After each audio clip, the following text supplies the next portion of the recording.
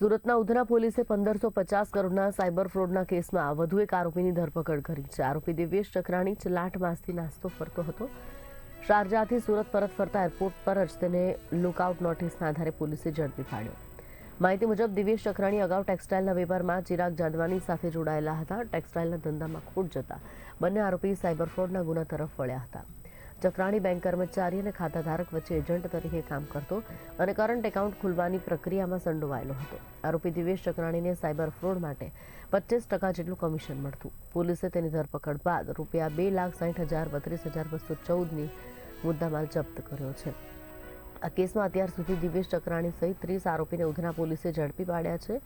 આરોપીની ધરપકડ બાદ પોલીસે વધુ તપાસ શરૂ કરી છે અને સંડોવાયેલા લોકોની શોધખોળ ચાલુ છે।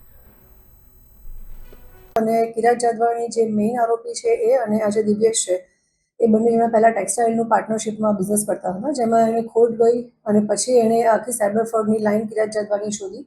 એની સાથે ઓલરેડી ટેક્સટાઇલના ધંધામાં પાર્ટનરમાં જે દિવ્યેશ જીતેન્દ્ર ચક્રાણી છે એ અને એની બહેન વૃંદા જાદવાની ત્રણેય જણાએ મળી અને એકાઉન્ટ ખોલાવવા, જે એકાઉન્ટ ખોલાવવા માટે થઈ અને જે વ્યક્તિ પોતાના એકાઉન્ટ્સના ડિટેલ્સ કેવાયસી આપે છે અને કરંટ એકાઉન્ટ ખોલવા માટેની જે આખી પ્રોસિજર છે એમાં તમામ ખાતાધારકોના બેંકના ડોક્યુમેન્ટ્સ લઈ બેંકની સાથે ટાઈઅપ કરી અને કરંટ એકાઉન્ટ ખોલાવવા માટે થઈ અને આખું એક જે સેટઅપ ઊભું કરવાનું હોય છે દુકાનનું, શોપનું, એ આખું ખોટું ઊભું કરવું, જેના કારણે થઈ અને બેંકવાળા સાથે પણ એ લોકોનું ટાઈપ હતું અને આ ગુના સંદર્ભમાં જેમાં બેંકના જે કર્મચારી છે એ પણ ત્યાં આવે, જેણે આનું ખાતું ખોલાવવાનું છે ધારક પોતે પણ આવે છે અને આ જે આરોપી છે દિવ્યેશ જીતેન્દ્ર ચક્રાણી એ પોતે પણ ત્યાં જાય છે। એટલે બેંક અને ખાતાધારકો વચ્ચે એ પોતે એક ટાઈપની રોલ એને પ્લે કર્યો છે,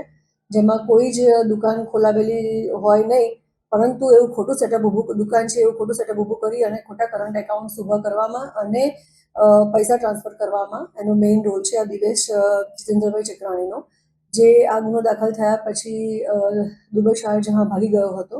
એના વિરુદ્ધમાં લુકઆઉટ નોટિસ જાહેર થયેલી હતી અને ગઈકાલે એ જ્યારે સુરત એરપોર્ટ ઉપર ઉતર્યો ત્યારે લુકઆઉટ નોટિસના